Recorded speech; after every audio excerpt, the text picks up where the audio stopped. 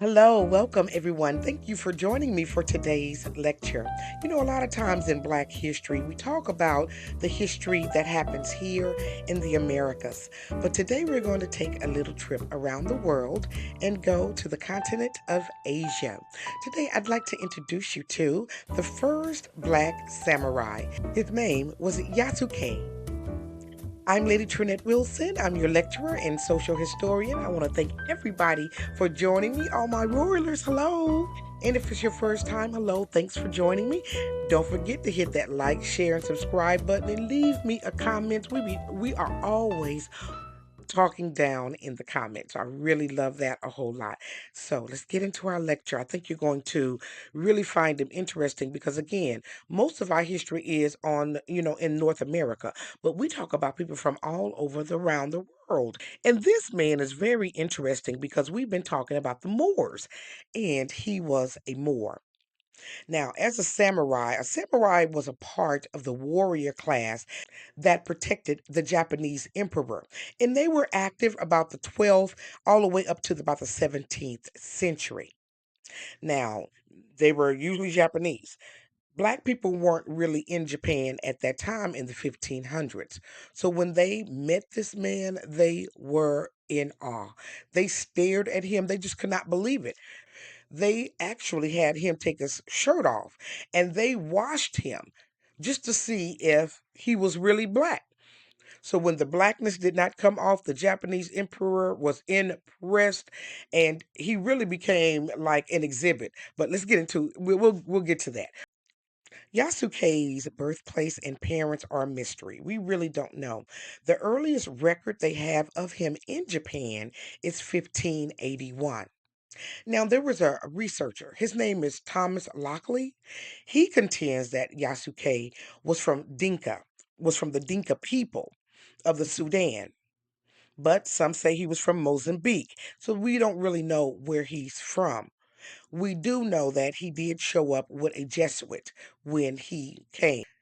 And evidence is that he was probably a slave because he gave him to the Japanese emperor. And if he had his own agency and could just leave and he wasn't a slave, he wouldn't be able to be given to someone. So he came over there as a slave. Now, in two separate correspondence, one from a Jesuit named Laurencio Mexid, and in 1627, a letter from Francisco Cilier, both referred to Yasuke as a Moorish infidel, alluding to him being a Muslim. Now, there are no pictures of Yasuke, but I have tried to provide some samples of what he perhaps may have looked like. Now, in our mind, we might go back to The Last Dragon. Y'all remember that movie? And you had Leroy the Leroy guy who was a samurai. So, black people in the Asian diaspora has always been of interest. And here, Yasuke was in Japan. The leader of Japan, Nobunaga, wanted to see a blackamoor.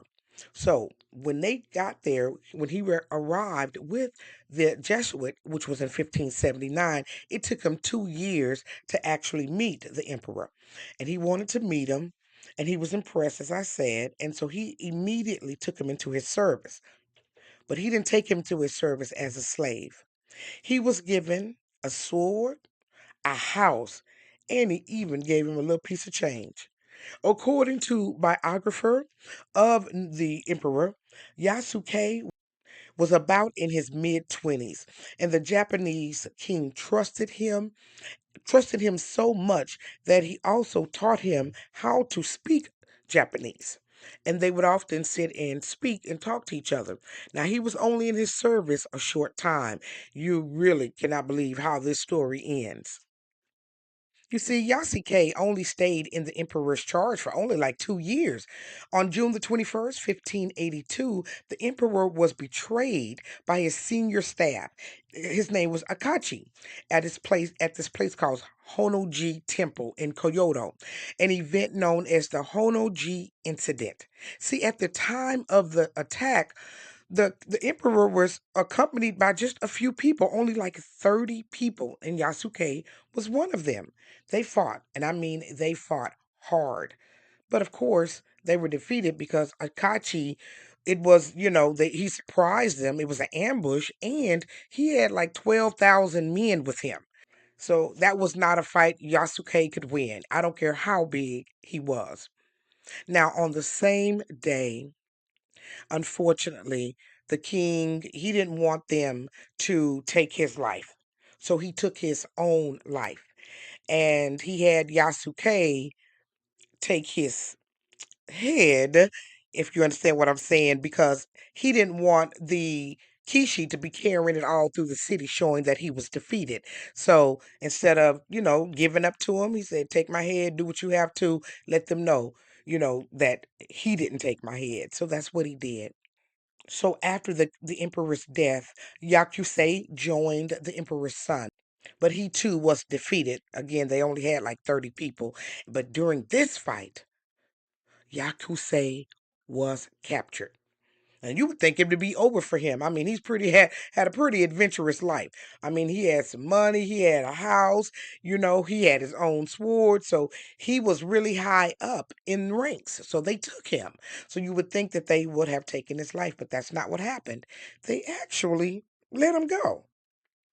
So initially I thought, well, maybe Akachi attacked them because he didn't like Yakusei, getting all, the attention that he was getting. I mean, when he would go around the town, people would try to break down the door to see him. So he was extremely popular around the town.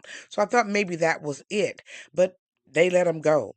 And after that, he returned to the Jesuits. And we have no records of whatever happened to Yakusei. After that battle, that was the last time we've heard of him. So I thought this was such a very interesting story to know that a blackamoor, a Moor, was in Japan who was like a bodyguard to the emperor. Now, you may have seen stories actually of Yakusei. If your kids watch anime, that's kind of like a cartoon. He is a character on there.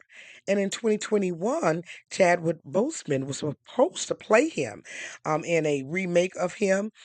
So it was going to be like a Black Panther, but on steroids about Yakusei. I'm still willing to go see that if somebody's still willing to make it.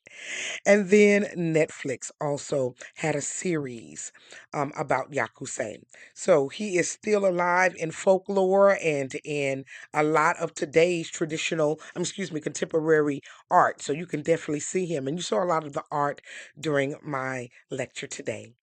I want to thank you for joining me.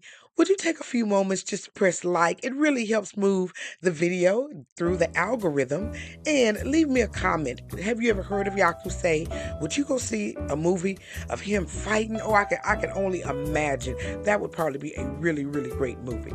So I thank you for joining me, and I'll see you on another great episode of Royal Black and Elite. Thanks for watching.